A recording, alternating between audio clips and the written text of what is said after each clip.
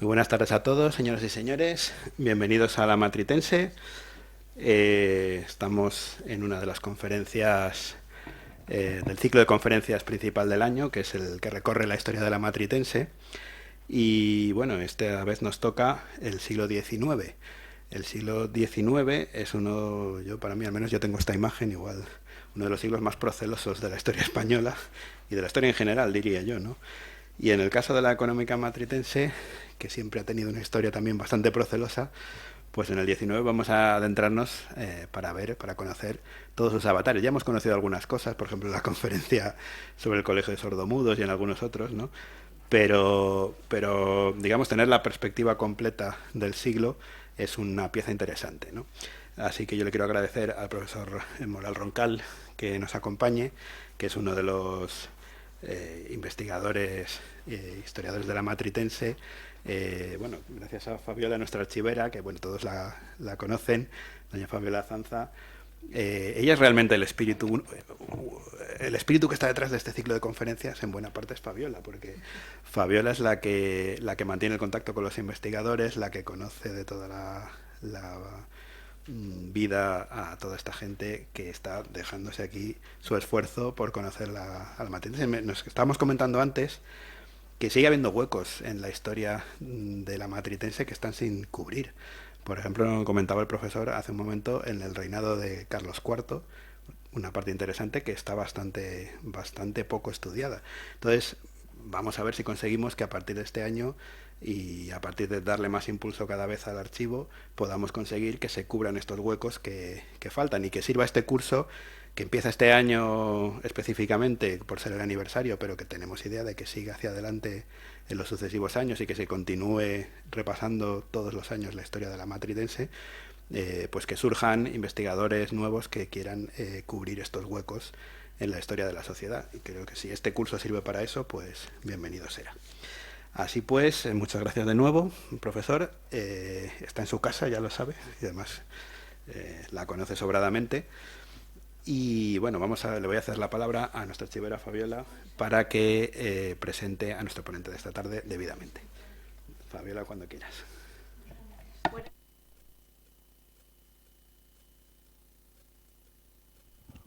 Buenas tardes. Nuestro ponente de hoy es Antonio Moral Roncal, es catedrático de Historia Contemporánea de la Universidad de Alcalá, también es académico de la Real Academia de la Historia y socio de la Matritense. Su vinculación con esta institución viene ya de largo.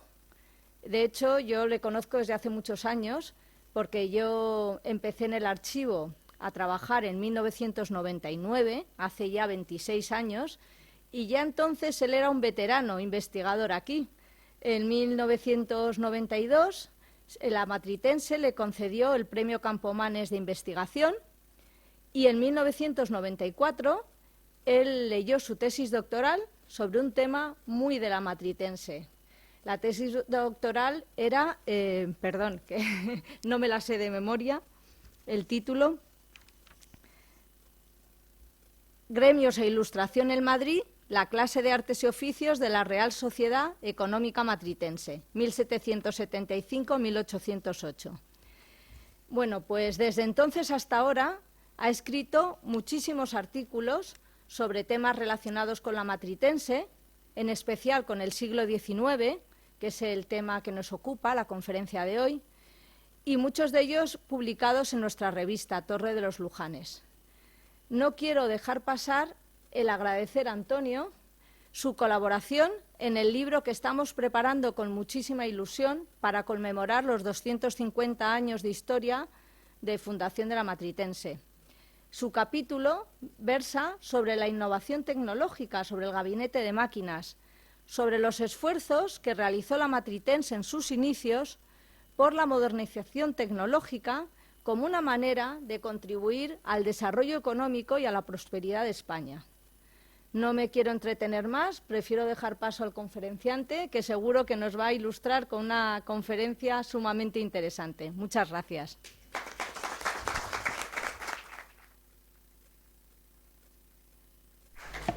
Pues cuando quiera.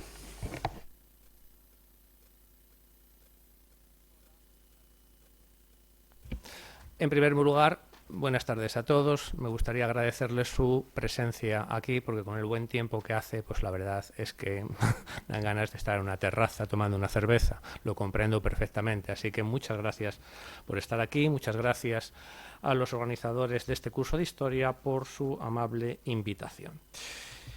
Bien. Tras el periodo de esplendor del reinado de Carlos III, la mayor parte de las sociedades económicas o bien habían desaparecido o bien llevaban una vida lánguida a comienzos del siglo XIX. Para remate llegaron las tropas napoleónicas y ya como sabemos todos comenzó el reinado de José I Bonaparte, lo cual desencadenó la Guerra de la Independencia. Bien, eso certificó la muerte de muchas sociedades económicas en las provincias españolas, aunque en el caso de la radicada aquí en Madrid, las autoridades afrancesadas trataron de impulsar nuevamente la económica matritense, como una muestra, entre otras medidas, de su afán por llevar la ilustración, las reformas al pueblo español. ¿De acuerdo? En el caso de la matritense, el 27 de noviembre de 1810, fue elegido ese personaje que está en medio, el marqués de la Almirada, como su director, el cual, como ministro afrancesado de José I, favoreció desde las instancias de poder cuanto pudo la acción de la matritense, aunque tampoco pudo hacer mucho, puesto que nos encontramos con el eterno problema de la matritense, la hacienda, y en esos momentos la hacienda española se encontraba inmersa en una guerra por parte tanto de los afrancesados como de los patriotas. Tras la Guerra de la Independencia comenzó el reinado efectivo de Fernando VII. Bien, pues Fernando VII facilitó la restauración de las reales sociedades económicas de amigos del país en toda España. Esto a lo mejor a algunos de ustedes les sorprende, pero yo les invito a que vayan al Palacio Real de Madrid y vayan viendo las salas y de pronto se encuentran con una sala donde hay un enorme retrato de Carlos III con el hábito de su orden, en una sala donde hay muebles con los colores azul, dorado, blanco, de la misma orden, y donde en el techo hay una pintura alusiva precisamente al sentir de esa sala. ¿Y quién protagonizó, impulsó y pagó eso? Fernando VII. Ustedes dicen, bueno, ¿qué tiene que ver Fernando VII con Carlos III? Pues es que él admiraba muchísimo a su abuelo. Lo mismo he visto cartas también de su hermano, el infante don Carlos. Ellos tenían, digamos, cariño y sobre todo creían, y les habían transmitido así, que el reinado de su abuelo fue un gran reinado. Entonces, bueno, como su abuelo protagonizó, impulsó las económicas, él también quiso en un principio, y no se opuso, restaurar, tras la Guerra de la Independencia, las sociedades económicas. Incluso a pesar de que también las Cortes Liberales de Cádiz habían planteado precisamente también su restablecimiento. Bien, en definitiva, un Real Decreto de 9 de junio de 1815 restableció las económicas y constituyó una serie de criterios para uniformarlas y reunirlas, en definitiva, para impulsarlas. Tenían que, digamos, inspirarse sus estatutos en la que radicaba en la Villa y Corte, salvo claras excepciones. Se restablecerían preferentemente en las capitales de provincia, lo cual resultaba lógico, para que las autoridades provinciales las impulsaran. Capitanes generales, corregidores, presidentes de audiencias, ayuntamientos, pero se centralizaría en la matritense la remisión de proyectos y estatutos y se formaría una diputación permanente de representantes de las sociedades en la capital. Es decir, una tendencia a cierta centralización para mejor información del gobierno de lo que hacían las económicas de amigos del país. Bien, resulta evidente que la económica matritense, por lo tanto, fue el modelo de sociedad que el gobierno trató de avivar en provincias por su fidelidad a la autoridad central, su disposición, su capacidad de trabajo y de persistencia desde su fundación, pese a todos los avatares posteriores. Bueno, las nuevas económicas expulsaron a los socios que se habían identificado excesivamente con el movimiento afrancesado y josefino y dinamizaron sus secciones de industria, agricultura, comercio, artes y oficios, donde se repartían los amigos del país para trabajar según sus aficiones y intereses. Por supuesto, también se restauró la Junta de Damas de la Económica Matritense. En esa junta había sido una de las más importantes contribuciones femeninas al desarrollo socioeconómico de Madrid, sobre todo a través de su interés por la participación en el fomento de las manufacturas textiles, en su afán por sustituir géneros extranjeros por nacionales. La nueva presidenta, que fue la marquesa de Villafranca, realizó varias memorias sobre la situación de la Inclusa, el Colegio de la Paz, de niñas, algunas de las cuales fueron impresas por la propia matritense para su divulgación y conocimiento. En aquellos momentos, varios socios, sobre todo con la intención de repetir lo que había ocurrido ya en el siglo XVIII, intentaron que la familia real se vinculara más a las sociedades económicas de amigos del país.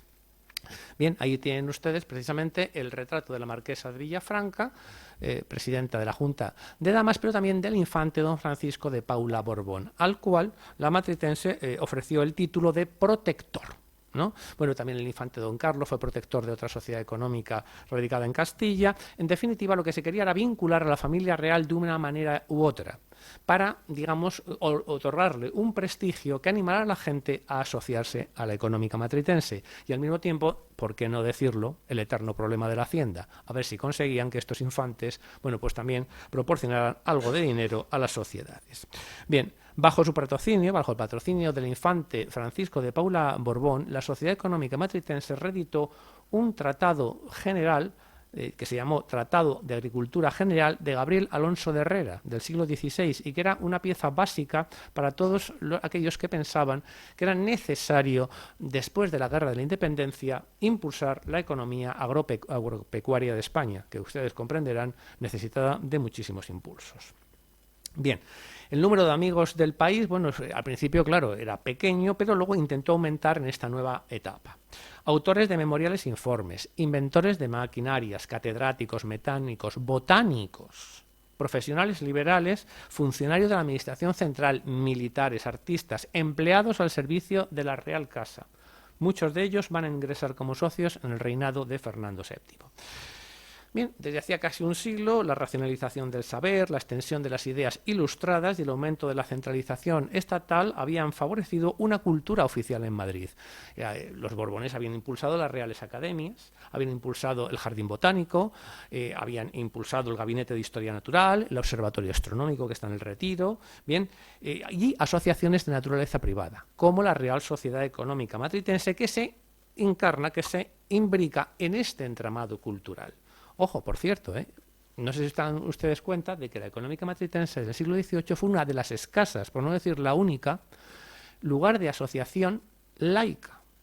Es decir, no controlada por la Iglesia, porque normalmente en las universidades, muchísimas bibliotecas, muchísimas tertulias, había una presencia clara de eclesiásticos. No es que aquí se expulsaran, pero no es una asociación de la Iglesia.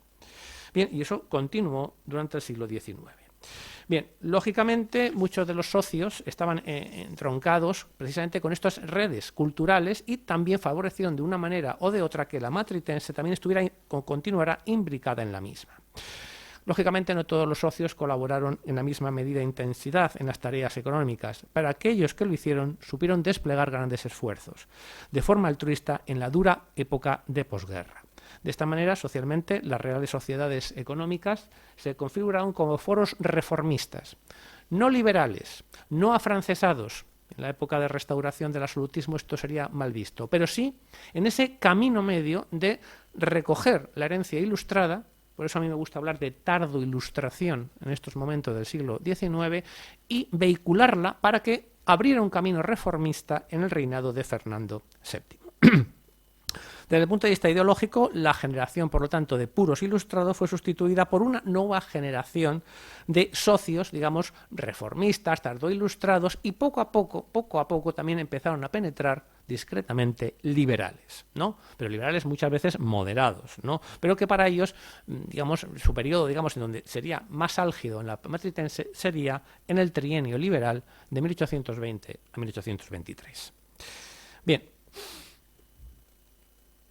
La sede de la Real Sociedad, poco a poco, se va a configurar en la calle del Turco, hoy calle Marqués de Cubas. Ahí se van a centralizar muchas de las digamos, actividades y muchas de las instituciones que va a impulsar la Real Sociedad Económica Matritense. Bien, como su propio lema dice, socorre enseñando. Es decir, ¿por qué? Porque la vocación ilustrada era enorme, tenían una fe absoluta los ilustrados en que por medio de la educación mejoraría la sociedad española, sería más feliz, mejor preparada para la lucha económica, por lo tanto había que socorrer enseñando. Bien, su aplicación en el Madrid fernandino.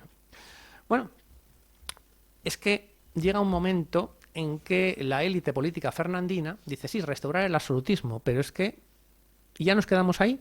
Tenemos enormes problemas de Hacienda, Tenemos que buscar algo, en fin, que no sea liberal, de acuerdo, pero que podamos, a partir de un conjunto de ideas, intentar recuperar la Hacienda y la economía española. Y ese conjunto de ideas al cual volvieron fueron muchas de ellas las doctrinas ilustradas.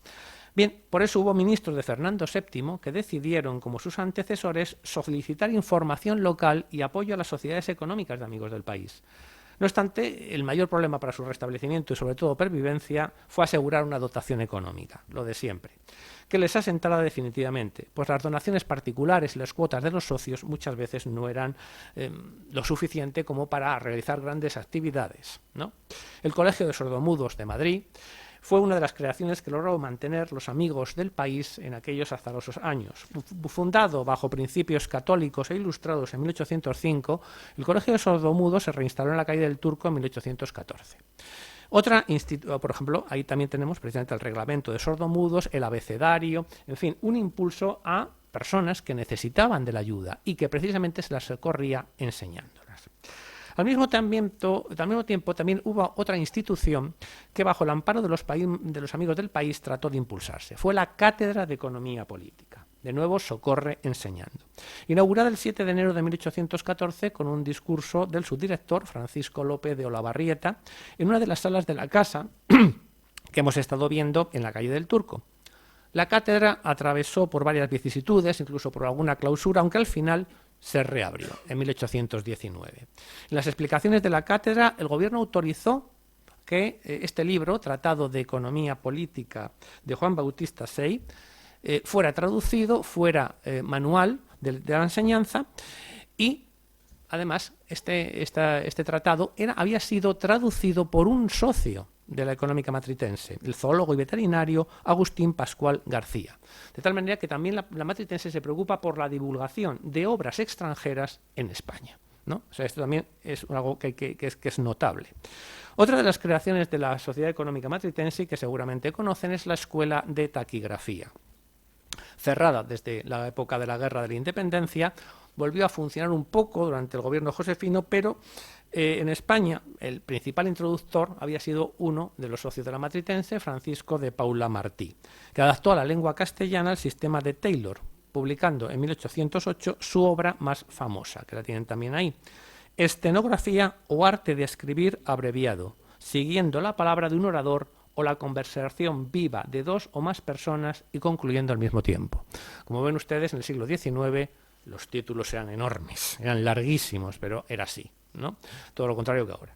Bien, pero es que los taquígrafos, claro, ¿para qué servían? Pues mire usted, servía para la administración, hacían un servicio al Estado, servían para los negocios, las empresas, hacían un servicio al sector privado, pero es que incluso alumnos de esta escuela de taquigrafía fueron taquígrafos en las Cortes de Cádiz, ¿no? En 1812-13.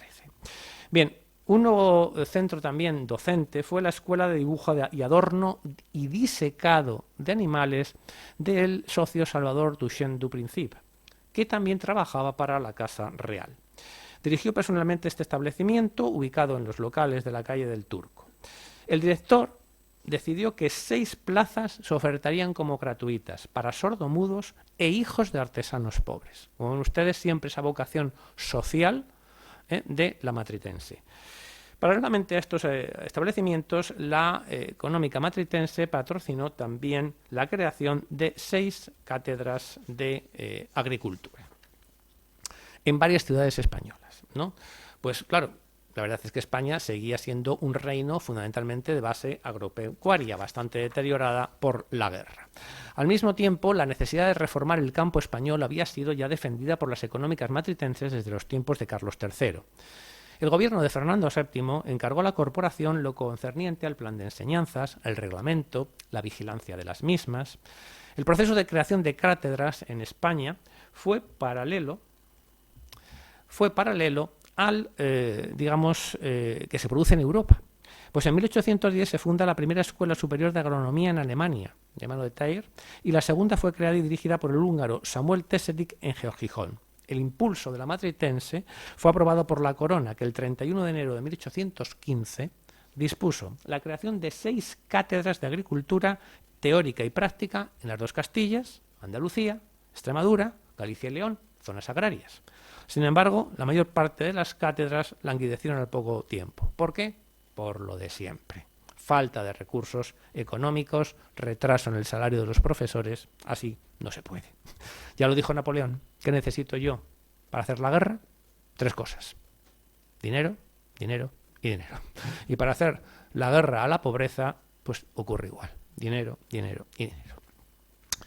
Bien, la pervivencia de la Ilustración en el siglo XIX, a través de las económicas de Amigos del País, también se encuentra en otra vía, como es el fomento de las mejoras tecnológicas. Claro, los Amigos del País siempre favorecen las mejores tecnológicas. ¿Por qué? Porque se fijan en Inglaterra, se fijan en Francia, se fijan en Italia, se fijan en Suiza y dicen, aquí hay que traer esos modelos, esas mejoras para la industria, para la artesanía, para la agricultura.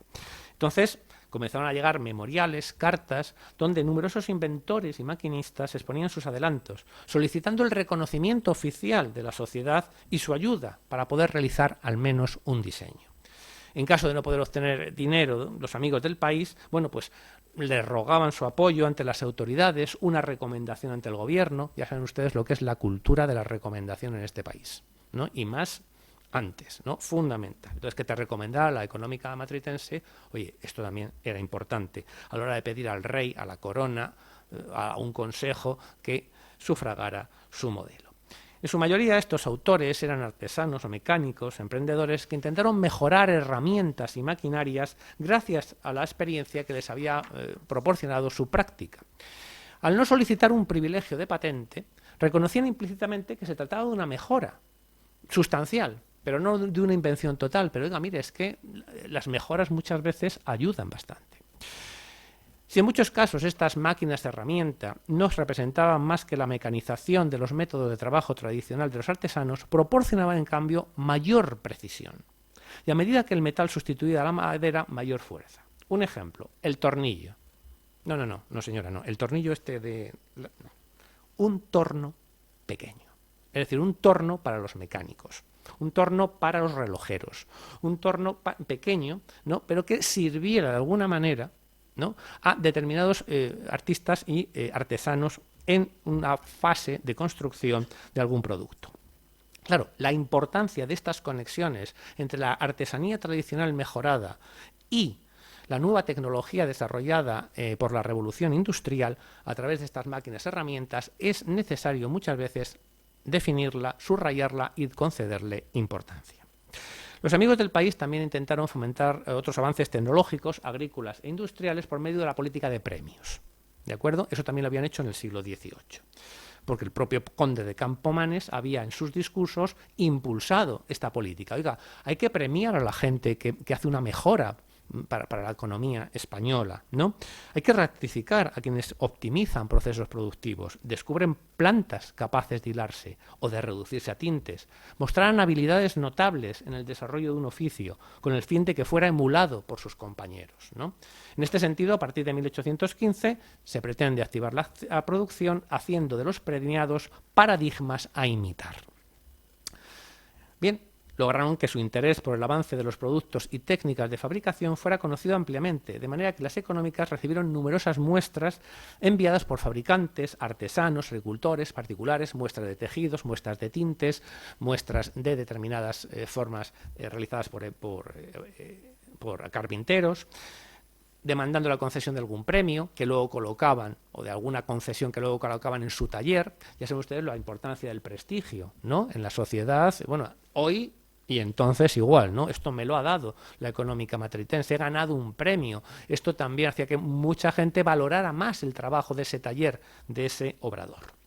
En algunos casos especiales, los Amigos del País apoyaron la publicación de toda esta serie de invenciones, mejoras. Por ejemplo, en 1818, cuando la sección de Artes y Oficios sugirió que se anunciara en la Gaceta de Madrid, Boletín Oficial del Estado, vamos, para que nos entendamos, una máquina inglesa para hacer zapatos. O en 1820 la descripción de una máquina agramadora de linos, enviada desde París por uno de los socios de la matritense, Juan Pérez Peñalver, que además estaba pensionado en las escuelas técnicas francesas, porque es que había también institutos tecnológicos en Europa que les interesaba a los socios, a los Amigos del País, llevar pensionados y al mismo tiempo digamos, que divulgaran sus conocimientos y sus innovaciones en Madrid.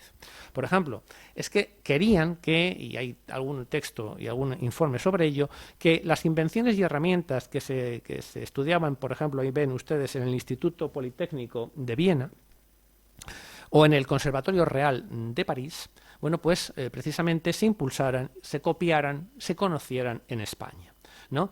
Y a imitación precisamente de estas instituciones europeas se soñó con una escuela de mecánica en Madrid, ¿no? Como si fuera una escuela de tecnología.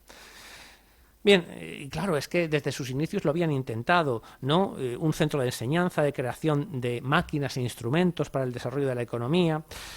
Bueno, pues se recibieron informes, proyectos que hacen en París, que hacen en Viena, pero se necesitaba dinero. Por lo tanto, la cosa fue lenta, como siempre, ¿no? Y finalmente, eso sí, con muchas dificultades, impulsaron la creación en Madrid de un Real Conservatorio de Artes, que el gobierno le dio ya el plácet final a partir de 1824. Dentro de esta política de mejora y fomento de la tecnología debe encuadrarse la participación de la matritense en los privilegios de patente, o sea, las patentes. Pero entonces se llamaban privilegios de patente. ¿Por qué? Porque claro, les interesaba de alguna manera también que fueran premiados, agraciados los inventores de una gran innovación, porque de esa manera se le concedía un privilegio de patente, usted durante 10 años tiene los beneficios si otras personas le copian, le producen esta invención, y claro, el gobierno necesitaba de técnicos, de inspectores, de gente que sabía, para ver, bueno, pues todas las innovaciones que le presentaban, si eran o no eran realmente innovaciones. Pues bien, acudieron a muchas personas y entre ellas a la Económica Matritense, para que socios, ¿no?, se encargaran de analizar si realmente eso que se proponía para privilegio de patente valía la pena dárselo o no. Por eso, entre 1815 y 1823, la Matritense examinó, por orden del gobierno, las 18 demandas de patente. 5 de las cuales recibieron una calificación negativa, 7 alcanzaron el apoyo de los amigos del país y del resto se desconoce el dictamen final. Desde luego, ¿qué invenciones fueron presentadas? Numerosos molinos. Claro, ¿para qué? Pues para moler, claro, alimento, porque España es una economía agropecuaria, pero ojo, también para moler pólvora, porque los molinos entonces también servían para eso, es decir, para el ejército y para la agricultura. Una prensa de aceite, claro, una regadora, un carro, un alambique, una prensa para imprimir, instrumentos musicales, etc. Bien. También se dedicaron precisamente al fomento de las fábricas escuela, es decir, centros donde se fabricaba pero también donde se enseñaba. En definitiva, como centros de formación profesional, ¿no? Porque lo que, repito, les interesaba es sacar a la gente de la pobreza. ¿Cómo? Enseñándoles un oficio. ¿Cómo? En fábricas escuela. ¿De acuerdo? Y, bueno, los amigos del país rechazaron propuestas que les llegaron que no estuvieran inspiradas en principios ilustrados, ¿no? Es decir, aquí no se trata de que los maestros abusen de los aprendices. Por supuesto que no, ¿no? Además, la sociedad siempre defendió el término discípulo. Frente a aprendiz, discípulo. Era más cristiano, era más cariñoso, era mejor. Maestro-aprendiz, sí, ya. No, maestro y discípulo. Bien, al tiempo que enviaban comisionados a los talleres que pretendían enseñar a través de una nueva pedagogía. Buena parte de estas propuestas fue rechazada, a pesar de su interés y necesidad, por falta de dinero, o de acuerdo en las condiciones propuestas por el maestro a las económicas o el gobierno. Al final, los amigos del país en Madrid intentaron erigir 12 fábricas escuelas, aunque al final, bueno, cuajaron 4. En 1820 funcionaba un almacén escuela de cordonería, la escuela de talabartería de Manuel Chacón, un obrador para la construcción de instrumentos de astronomía y la escuela de disecado y dibujo de Manuel Duchenne. Desde un punto de vista pedagógico, estos establecimientos lo que intentaron fomentar es la enseñanza práctica. Muy práctica, de tal manera que los estudios teóricos y el dominio de las primeras letras, sin embargo, les parecieron que eso no tenía importancia, cosa que a los amigos del país sí se la concedieron. Es decir, no se trata solo de que haya clases teóricas, pero hombre, enseñarles a leer y escribir es fundamental. Los estudios teóricos también, ¿no? Por eso quizá el número de aprendices en estos obradores disminuyó con el tiempo. Al percibir que sus maestros no se molestaban en mejorar sus técnicas, pues transmitían en muchos casos solo las técnicas tradicionales. Bien, pero las autoridades siempre vieron en la Matritense su interés por el fomento de la industria, de tal manera que también le encargaron la inspección de la fábrica de tapices de Livinio Stuic, que por cierto todavía existe, está ahí en Atocha, ¿no? Bien. Al igual que en la época dorada de Carlos III, las económicas volvieron a involucrarse en la modernización de la legislación laboral y la cuestión gremial. Bien, los liberales habían decidido abolir los gremios. Claro, la restauración de Fernando VII quiere restaurarlos. ¿Por qué? Porque los gremios para ellos servían como unidades, sobre todo para tener controlados a los maestros, para tener también para repartir digamos, los impuestos, y de esa manera el gremio también se encargaba de realizar la distribución y facilitar, digamos, la recogida de los impuestos, ¿de acuerdo? Pero claro, para muchos economistas, incluso para muchos socios, bueno, realmente no estaban por la labor ya de recuperar tradicionalmente al gremio. Sin embargo, bueno, el gobierno les pidió que plantearan otra vez programas de innovación, de renovación, crear unas ordenanzas gremiales generales, intentar remediar la pobreza de muchos gremios, intentar concederles cierta libertad económica y, en definitiva, bueno, pues siguieron llevando proyectos de ordenanzas gremiales, intentando modernizar en lo posible estas organizaciones de trabajo en el pequeño comercio y el artesanado de Madrid. Bien. En 1820 se produce digamos, el golpe de Estado del general Riego y Quiroga y se produce la restauración de la Constitución de Cádiz en 1820. Bien, se abre un periodo liberal, un periodo constitucional y la Sociedad Económica Matritense hace lo que le ordenan, que es que sus socios juren la Constitución de 1812 y así tuvieron que hacer. Bien, las nuevas Cortes Constitucionales se comprometieron a que fuera la Hacienda Real la que asignara unas determinadas cantidades para el mantenimiento e impulso de la labor de las matritense. Incluso el 18 de enero de 1821, el Ministerio de Gobernación ratificó la dirección de la matritense en el resto de las económicas para su impulso, ¿no? Pero lo cierto es que al final las cuestiones políticas hicieron que esta situación mermara, ¿no? Esta centralización en manos de la matritense mermara porque no se fiaban quizá tanto de la matritense y prefirieron que los jefes políticos de provincias controlaran las sociedades económicas de provincias. Los jefes políticos es lo que luego serían los gobernadores civiles y hoy son los delegados del gobierno, ¿no? Es decir, los hombres del gobierno. Bien. Al final, bueno, se intentó impulsar incluso el Colegio de Sordomudos, que pasó a depender de la Dirección General de Estudios, desligándose de la matritense. La Escuela de Taquigrafía continuó con sus clases bajo la dirección de Martí, a la cual, por cierto, asistió un muchacho de 14 años que se llamaba Mariano José de Larra, por si le suena, ¿no? El poeta romántico. El Tribunal Supremo confirmó la jurisdicción de la Junta de Comercio sobre los gremios, ordenando tenerles presente el decreto liberal de 1813, es decir, de nuevo se concedía la libertad de asociación, de asociarse, por lo tanto no era obligatorio asociarse en el gremio, quien quisiera lo hiciera, quien no, ya no era obligatorio. Bien, en 1822 la matritense formó parte de la Junta Suprema de Caridad, al adjudicársele 2 vocales, en reconocimiento a su tradicional presencia en la beneficencia capitalina. De nuevo vemos su interés por la mejora social de las clases más favorecidas. Al mismo tiempo, los amigos del país fomentaron las escuelas gratuitas de primeras letras o escuelas de Diputación en Madrid, las cuales quedaron al cuidado de la Junta de Damas.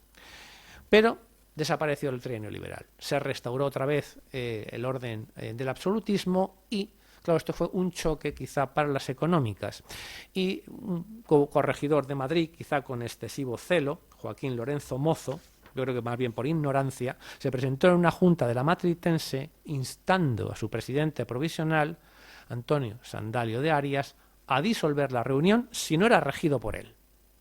Arias le recordó prudentemente la naturaleza y fines de la económica, así como las normas de los estatutos, que concentraban siempre la dirección de las juntas en su presidente. El corregidor se empecinó en sus palabras y el presidente le contestó: la sociedad no es presidida nunca sino con arreglo a estatuto, y si se inventa otra cosa no se reunirá. Y efectivamente, con el apoyo unánime de los asistentes, se puso fin a dicha reunión y pareció que ya no se iba a hacer ninguna actividad de la económica matritense. Si vemos el archivo, sin embargo, sí que hubo. No hubo reuniones, pero el gobierno, curiosamente, siguió enviando memoriales, consultas, siguió pidiendo los consejos de la económica matritense, a pesar de la tensa situación política. Bien, ¿y qué ocurre? Pues nos encontramos con el segundo impulso de las económicas de Amigos del País en el siglo XIX. El primero, hemos dicho, 1814. El segundo, 20 años después, 1834. ¿Por qué? Porque prácticamente comenzaba, bueno, Fernando VII murió en el septiembre del 33, pero prácticamente comenzaba lo que se denominó en la propaganda oficial el ilustrado reinado de Isabel II. Así, con esta palabra, ilustrado reinado, comenzó la propaganda a favor de esta monarca, que en estos momentos, como por ser menor de edad, lógicamente estaba tutelada por la reina regente, la reina gobernadora, María Cristina de Borbón. Indudablemente, vista la experiencia del reinado de Fernando VII, los Amigos del País no quisieron involucrarse en nada político.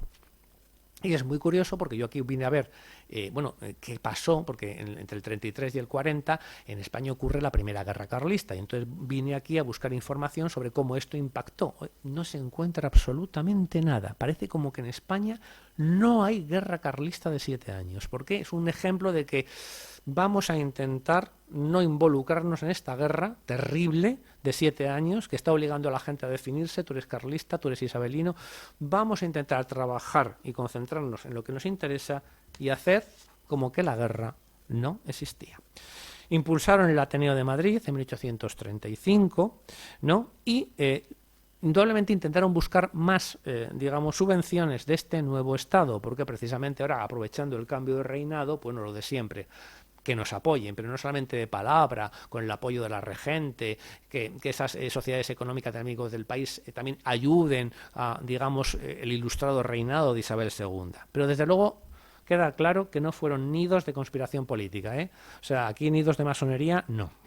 No quiere decir eso que, hombre, que algún socio fuera liberal, que algún socio a lo mejor fuera masón, por supuesto, pero vamos, que no son nidos de masonería, ¿no?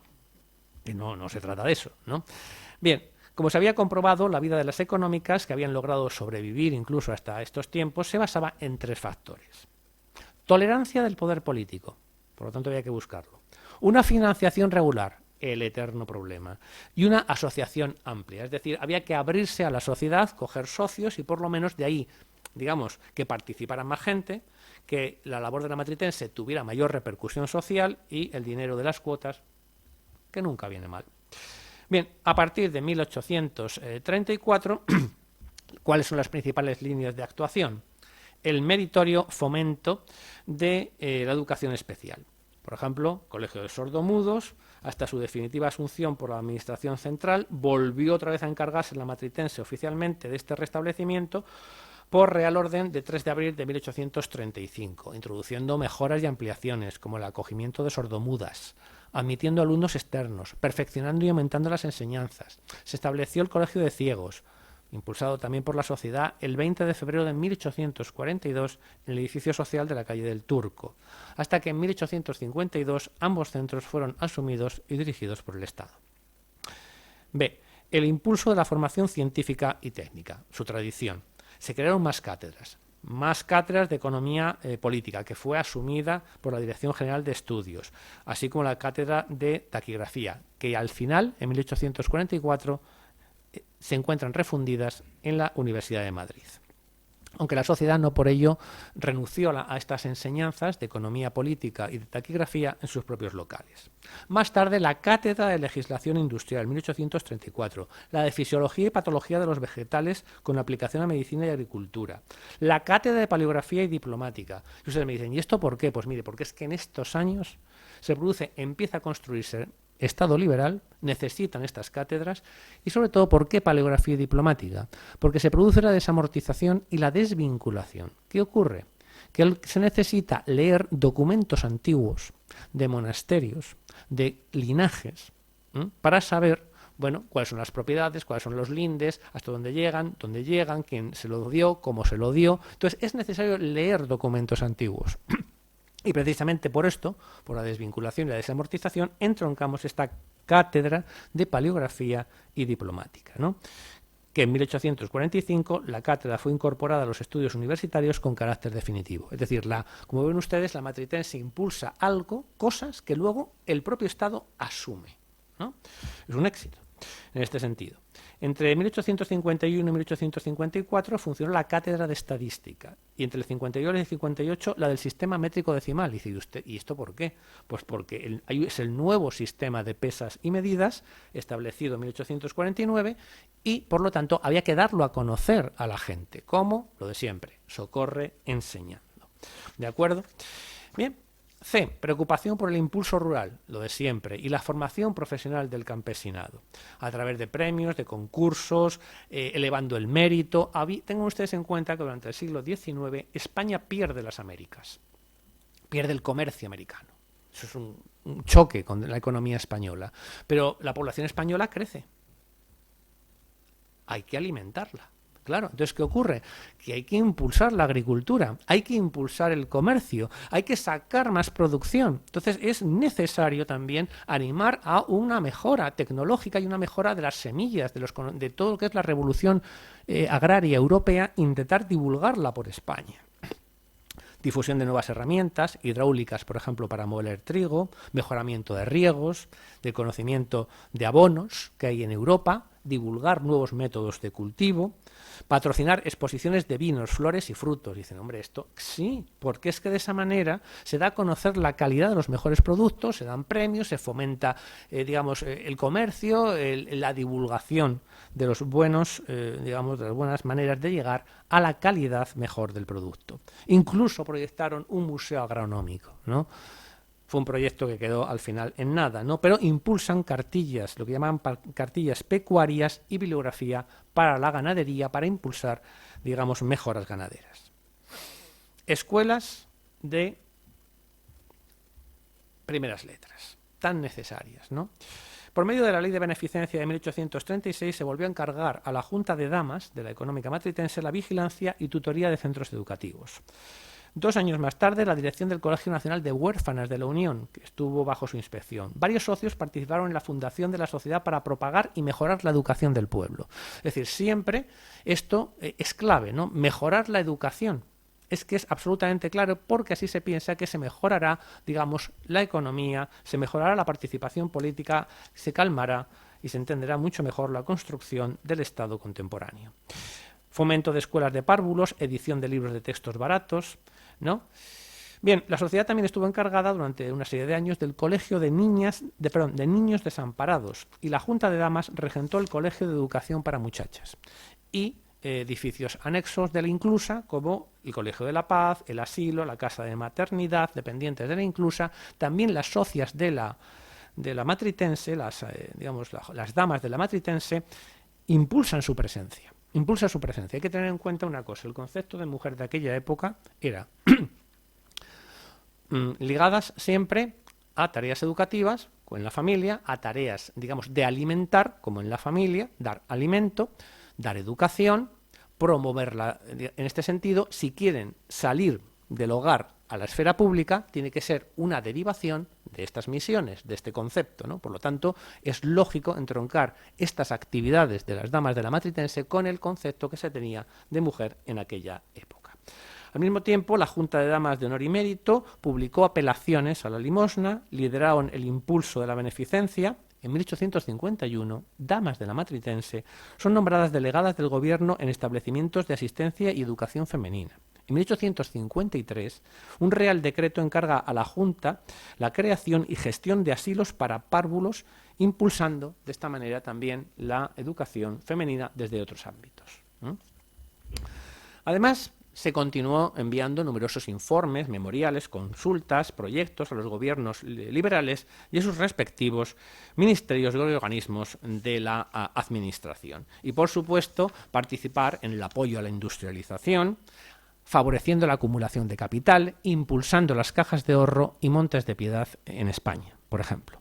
La actuación de la Matritense ante los orígenes de la cuestión social, es decir, el empobrecimiento de muchísima población en ese duro paso de la economía de antiguo régimen a economía capitalista liberal. De ahí su apuesta decidida por el aumento de la salubridad en las viviendas, fomentar el higienismo, fomentar también la preocupación por el estado del alcantarillado, separar lugares de espacio de trabajo de lugares de espacio familiar, el cuidado del cuerpo y la mejora en la alimentación de los madrileños. En 1866, el gobierno del general O'Donnell adjudica esta Torre de los Lujanes como sede social a la Matritense y a la Academia de Ciencias Morales y Políticas. Es un apoyo del Estado. Pero a partir de esos momentos se entra en una fase, todavía sin estudiar mucho, se supone que de decadencia durante el sexenio revolucionario. Se supone que de decadencia, aunque su punto más álgido, el último punto había sido esta sede concedida por, hoy vemos el retrato, del general Leopoldo O'Donnell. Tercera periodo de impulso, 1814, 1834, 1875, con la restauración borbónica, con Alfonso XII. Ahí lo tienen, Alfonso XII. La conmemoración del primer centenario de la económica matritense sirvió para demandar públicamente un mayor apoyo por parte del Estado liberal, revalorizando su papel como cuerpo social intermedio, formado por élites políticas y culturales.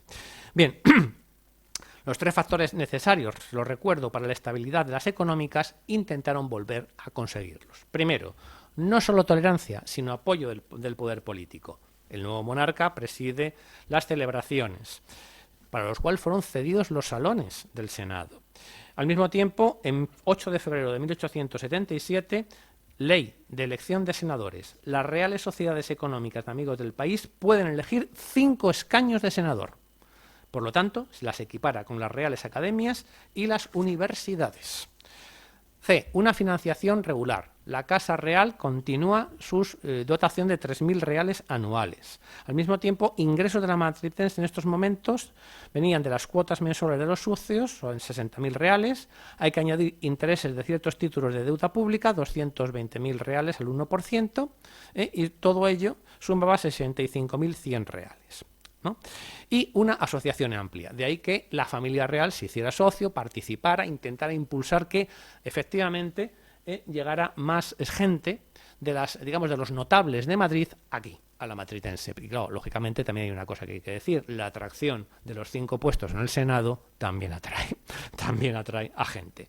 Y bueno, nos encontramos precisamente con este nuevo impulso, además cooperativo, a las acciones de los amigos del país en todas sus actividades relacionadas con la enseñanza, con el fomento de la economía, de la agricultura, de la industria. Y estamos hablando de la Matritense, de lo que hizo, lo que no hizo. No hay que olvidar a los seres humanos, porque si no, no hacemos historia. Hacemos otra cosa. A los seres humanos, a los socios. Los socios que participaron. Otros socios pagan la cuota y hacen bastante, pero algunos participan. Y yo les quiero decir una cosa. Dieron lo más valioso. Y ustedes dicen, ¿por qué? Y yo les pregunto, ¿su tiempo libre es valioso?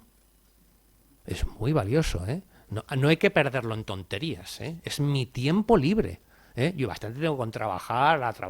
No, mi tiempo libre es mi tiempo libre, ¿eh? Y lo dieron generosamente por estos fines, ¿no? O sea, yo cuando estudio a esta gente del siglo XVIII digo, es que dieron su tiempo libre, que es que nos damos cuenta que es algo muy, muy valioso, ¿no? Y por lo tanto, pues eso, apelando a esa voluntad y a esa generosidad, cierro la conferencia. Muchas gracias.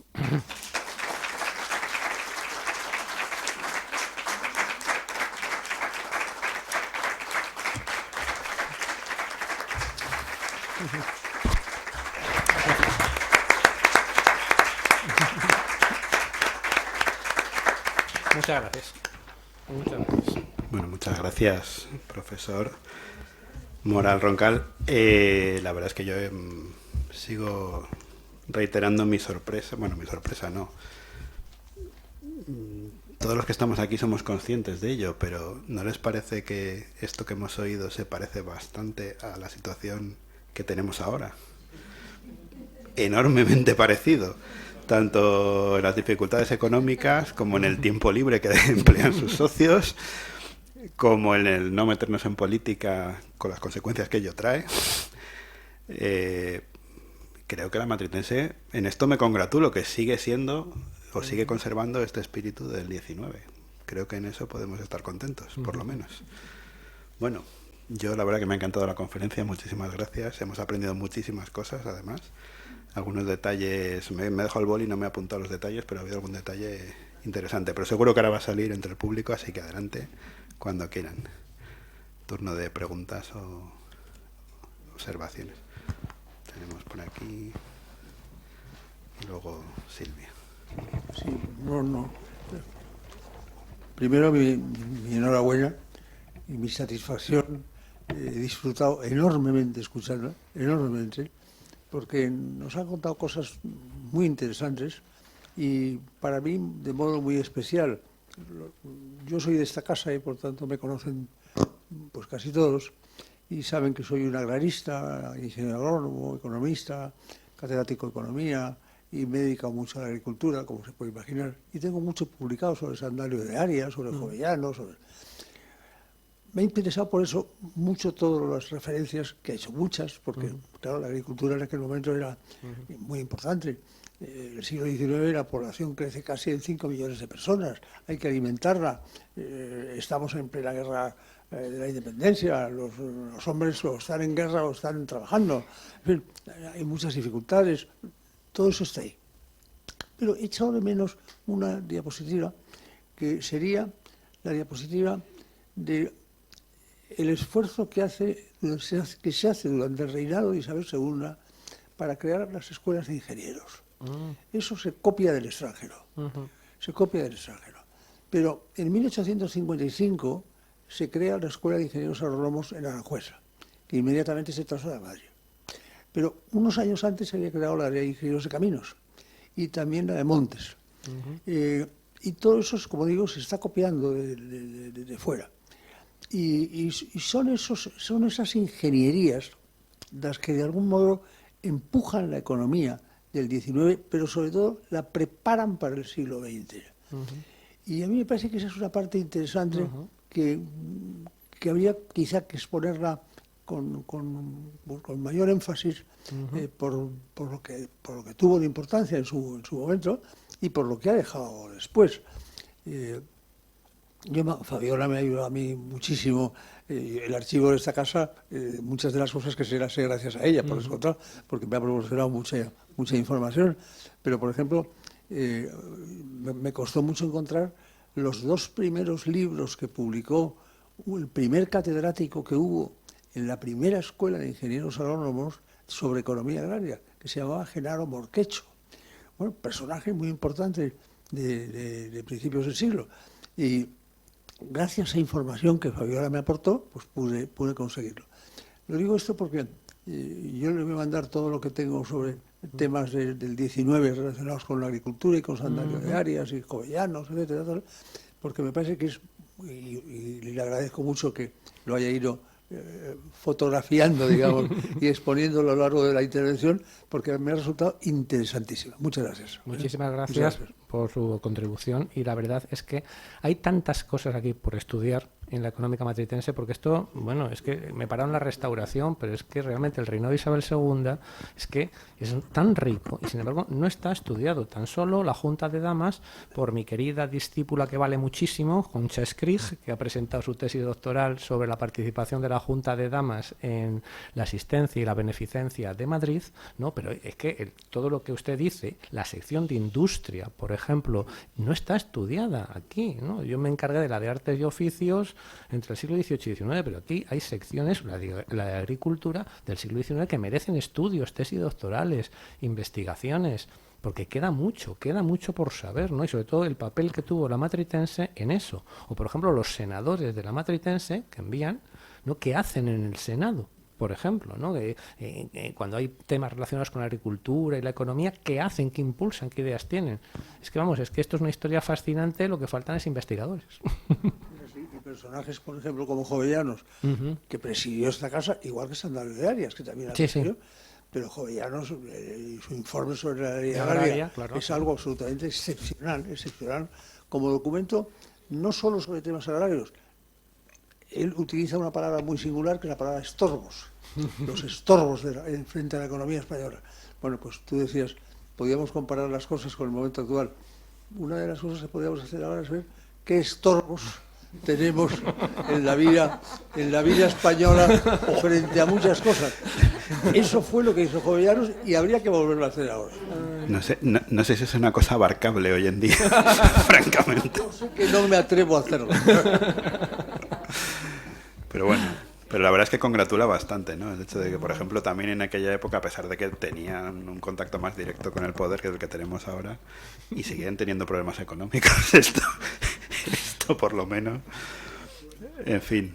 Y cuando he hablado del tema de Bonaparte, hay una historia que yo la descubrí merced a un papel que tú me mandaste, que hay un día, no me acuerdo ya en qué fecha, ni me acuerdo cuál era el motivo, en el que la junta directiva de esta Real Sociedad se marcha caminando al Palacio Real para ser recibidos por Bonaparte, que los recibe, para contarle los problemas que tienen, que supongo que serían los problemas económicos de la hacienda. Habría que ver si les digo algo, Napoleón. Bueno, teníamos a Silvia que quería una pregunta también. Yo también me quería sumar y darle la enhorabuena por toda la trayectoria que ha estado explicando. Me ha interesado mucho las patentes que apoyó la Matritense y le quería preguntar, ¿el Colegio de Sordomudos, que tanto impulsó en distintas etapas, en alguna otra provincia, alguna económica se fijó y creó algo parecido a nivel provincial o es exclusiva de la Matritense? Gracias. Pues la verdad, sinceramente, no lo sé. Sinceramente, es que queda tanto por estudiar que, hombre, debía ser el espejo, la Matritense, del resto de económicas, ¿no?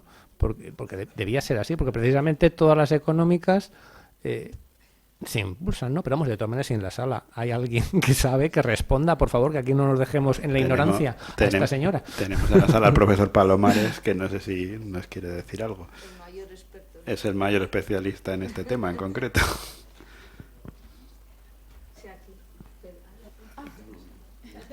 No iba a contestar yo, pero yo no soy el protagonista aquí de nada. Yo no lo... Bueno, yo conozco el de esta Real Sociedad.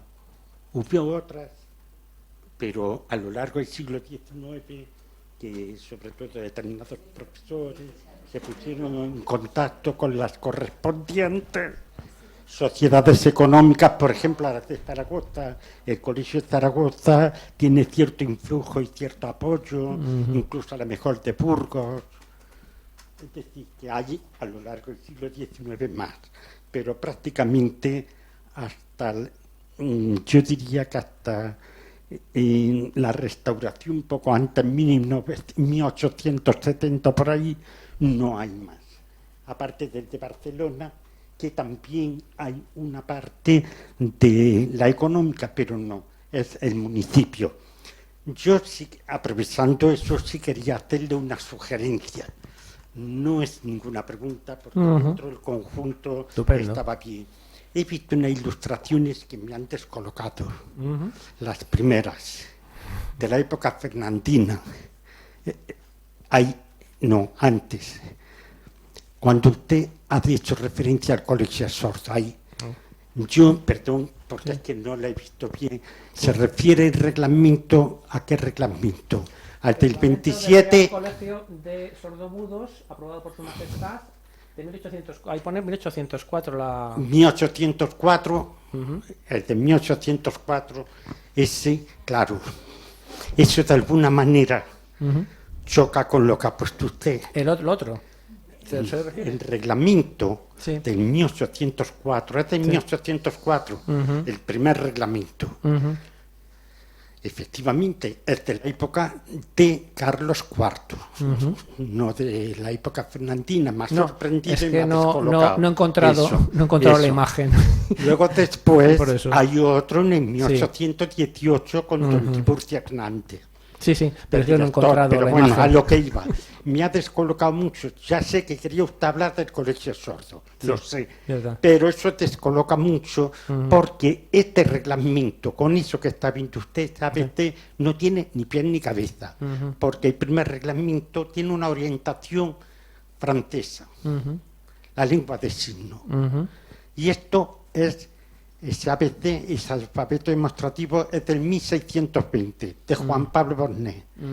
Y yo lo que le pediría es que cuando hable usted del siglo XIX actualice un poco la figura del reglamento, bien la de Fernando VII que hay, pero claro, tampoco era suyo. Sí, sí. Entonces, cuando se hay un reglamento firmado por Fernando VII, en ese caso Fernandino, la Real Sociedad no está a cargo del Colegio Sordo, está el Duque de Híjar. Pero lo habían quitado. Sí. Pero el Duque de Híjar también fue presidente. Había relaciones a través de don Vicente, el padre, el sacerdote, pero poco.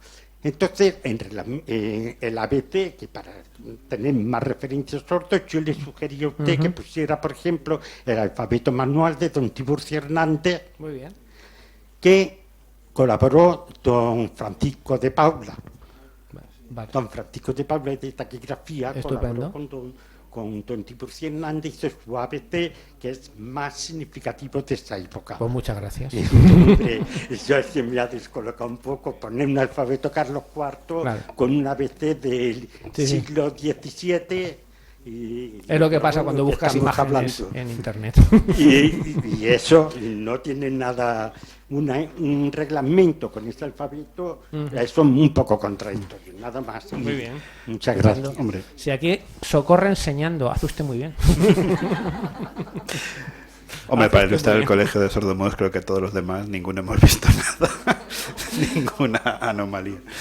Pero claro, ante todo lo que sabe el profesor Palomares sobre este tema, pues... Bueno, ¿alguna otra pregunta? Por allí. Venga, adelante, Alberto. Yo una reflexión. Que hemos oído ahora al presidente comentar que a la sociedad pues se nos puede penalizar el ser muy homogéneo políticamente, no tomar partido ni por una parte ni por otra. Entonces, justo ahora me acabo de terminar la biografía de O'Donnell, que ha escrito el profesor, que creo que la presentó aquí en la sociedad.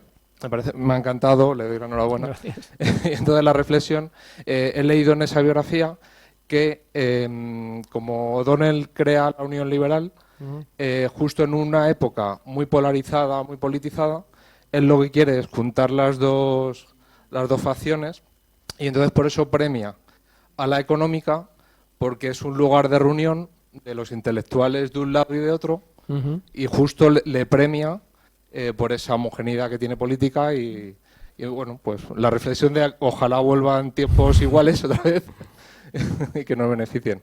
Gracias. Sí, no, es que incluso en la económica matritense hay personajes que son neocatólicos, o sea, hay todo tipo, es un foro abierto a todos los que quieran unos objetivos que son los que se marcan la matritense. Lo que pasa es que ya sabe usted cómo acabó el proyecto de O'Donnell, ¿no? O sea, devorado, luchando ahí entre las dos facciones, a derecha e izquierda, ¿no? La verdad es que nos parecemos mucho al 19, cosa que no sé si es muy positiva, la verdad. Bueno. ¿Se me oye? Sí. Adelante. Muchas gracias por la presentación, me ha aprendido un montón, la verdad. Y quería preguntarte también cómo está el estado de la cuestión sobre la sociedad económica matritense en los estudios en la época de Isabel II, un poco para seguir un poco a los socios o... No sé. ¿Cómo está el estado de los estudios? Sí, bueno, si hay gente que está actualmente estudiando. Vamos a ver, el profesor Eduardo Montagut, que también hablará aquí, pues muchas veces ha tratado el tema del Museo de Agronomía, sobre todo la Cátedra de Agricultura, todo lo referente a la sección de Agricultura lo ha tratado bastante él, ¿no? Pero realmente es que el siglo XIX es que está virgen prácticamente, o sea, es que nos podemos encontrar todo tipo de sorpresas agradables estudiando la institución de la matritense. Lo que pasa es que, como ya comentamos con el presidente, es que es la gran desconocida, se conoce a la matritense sobre todo por la época de Carlos III, ¿no? Y parece que a partir de ahí ya no hace nada, ¿no? Y no es así. Y tú misma lo has podido comprobar, ¿no? Como no hace así, y tienen además los socios de la matritense redes de contacto con el poder, con la corte, incluso con la Corte, por ejemplo, la Junta, además, tú lo has estudiado, ¿no? Que es que nos sorprende, ¿no? Nos sorprende precisamente. O sea, a pesar de ese intento de no meterse de lleno en grandes cuestiones políticas, sin embargo, no por eso dejan de tener sus redes de contacto con las notables de Madrid, con las élites. Sino en relación con lo de las conversaciones políticas. En 1835 se impulsa la reforma de los estatutos de la Sociedad Económica y se incluye un punto, uno de los artículos es que específicamente no se traten cuestiones políticas en esta casa, ¿no? O sea, es como saben que en el trienio liberal, ¿no? Sí. Fueron los que más estuvieron ahí impulsando cambio y demás, cuando llegan luego los liberales al poder dicen, vale, pues ya, hasta aquí la reforma, ya vamos a controlar esto, las innovaciones. Pero luego surgen muchísimas sociedades y claro, también es muy interesante cómo es la relación a lo mejor de la matritense con las sociedades, el Instituto Español, que es de corte progresista. Pero bueno, sí, es que si no está si está por estudiar, pues ya está por estudiar. Vale, gracias. Esto simplemente pues es eso, unas pinceladas, ¿no? Para que tengamos una idea general sobre el 19 y sus posibilidades. No, hace tiempo que planteamos el proyecto de animar a esos estudios. Creo que cuando pase el aniversario, que ahora mismo nos tiene muy, muy liados, creo que es el momento de recuperar ese estímulo, es decir, como ya hubo cursos premios de doctorado, este tipo de cosas que animen a los investigadores a estudiar la matritense, sobre todo en estos huecos que tenemos bastante flagrantes, efectivamente, porque ahora al elaborar el libro, ¿verdad, Fabiola? No sé si quieres comentar algo sobre esto. Hemos tenido algunos problemas para llenar capítulos, claro, efectivamente. No, yo quería decir el libro ya está prácticamente finalizado, todavía quedan algunos retoques, pero bueno, está ya muy avanzado y precisamente cuando salga y se publique y lo puedan leer, se van a la sorpresa de que gran parte del libro trata el siglo XIX, muchos temas del siglo XIX. Por ejemplo, el tema tratado por ti, Antonio, es fundamentalmente el XIX. Muchos temas son del XIX, el de Concha, o sea, muchísimos. O sea, que vais a poder ilustraros con temas del XIX desconocidos o poco conocidos. Por ejemplo, la elección de senadores, uno de los capítulos es sobre la elección de senadores. Entonces, digo eso a modo de, no quiero tampoco todavía desvelar todo lo que trae el libro, pero hay que ir calentando que gran motores. parte del libro, muchos de los capítulos, precisamente versan sobre el 19 porque lo que hemos querido es que fuera una historia distinta a las que ha habido hasta ahora. Eran historias o muy resumiditas que solo se tratan 4 pinceladas importantes y por supuesto fundamentales, pero ahí se quedaba. Un resumen así chiquitito, o ya historias de hace muchos años que claro se quedaban en unos años determinados y hasta ahí ya no ha habido matritense, y precisamente lo que se ha querido es tratar los temas fundamentales como Jovellanos, por ejemplo, como no se va a hablar de agricultura, de Jovellanos, de Sandalio de Arias, pero de otros muchos temas, ya digo, como por ejemplo la elección de senadores, el periódico El Amigo del País, temas más desconocidos, o el gabinete de máquinas, que son importantísimos, que han sido unas aportaciones, a mi modo de ver, fundamentales por parte de la matritense y que el gran público las desconoce o las conoce muy poco. Entonces yo creo que en ese sentido va a ser un libro que va a gustar mucho y que bueno, va a dar a conocer aspectos inéditos de la matritense. Bueno, y no nos olvidemos del siglo XX, que también ¿no? Parece que no, pero son otros 100 años. Llega hasta la actualidad el libro, pero bueno, que incluso el siglo XX, que parece que la decadencia, que va, el siglo XX ha tenido también mucha importancia en otro sentido, o sea, cada siglo ha sido importante en unos aspectos determinados, pero el siglo XX, pues bueno, raro es cuando hay una visita que no esté entre los que están asistiendo a la visita un estudiante de taquigrafía o de mecanografía. Es rarísimo. O sea, siempre dice, pues yo estudié aquí, pues yo me examiné. O sea, que ha tenido el Socorro Enseñando, ha seguido hasta la actualidad. Y bueno, estas conferencias también son muestra de ello. Eso es. Hombre, a mí la verdad es que a veces me da un poco de pesar el ver que nos cuestan muchas cosas, o sea, cosas que en mi opinión ya deberían de estar establecidas en la matritense a día de hoy, cumpliendo 250 años, nos está costando el volverlo a poner en marcha, el volver a crear esas redes que en su momento hubo, de relaciones, ya por fin saneamos la economía, pero hay que impulsarla más, eso es obvio. Y hay que recuperar, estamos tratando en la medida de nuestras posibilidades, pero de recuperar esta misión de la matritense en todos sus aspectos. Creo que podremos alcanzarlo en algún momento, pero sí que al escuchar la historia de la matritense, por las personas que lo han estudiado y que nos lo cuentan también como el profesor, me anima el hecho de ver que no es una cosa de este momento, sino que parece que toda la historia ha habido un sube y baja, unos altibajos tremendos, problemas en realidad siempre es el eterno problema, fundamentalmente el dinero y luego la proyección y en fin, claro, también hay que pensar que la cultura no es una cosa, la educación no es una cosa que sea, a pesar de que vivimos en estos tiempos de la difusión de la información o de lo que sea tan rápido, pues seguimos teniendo unos déficits tremendos y quizá incluso peores que hace unos años, ¿verdad? Es muy paradójico esto. Entonces luchamos siempre en contracorriente. Con lo cual, bueno, al fin y al cabo, pues ha sido así siempre, pues no vamos a querer ahora ser diferentes, ¿verdad? Bueno, no sé si hay algún otro comentario, ¿no? Bueno, yo creo que ha sido... La verdad que es una pena, nos estaban contando antes, Silvia nos contaba que por lo visto hay una manifestación en Atocha que creo que está cortando el paso hacia la zona, lo cual creo que ha influido algo en la asistencia hoy, que es una pena que haya sido no tan buena como otras veces. Aparte de lo de que hace muy buen día y todo esto, pero bueno, creo que esto queda en YouTube y llegará a la gente para que lo vea, porque realmente creo que merece la pena. Ha sido una charla magnífica. Bueno, muchas gracias, profesor, y gracias a ustedes por venir.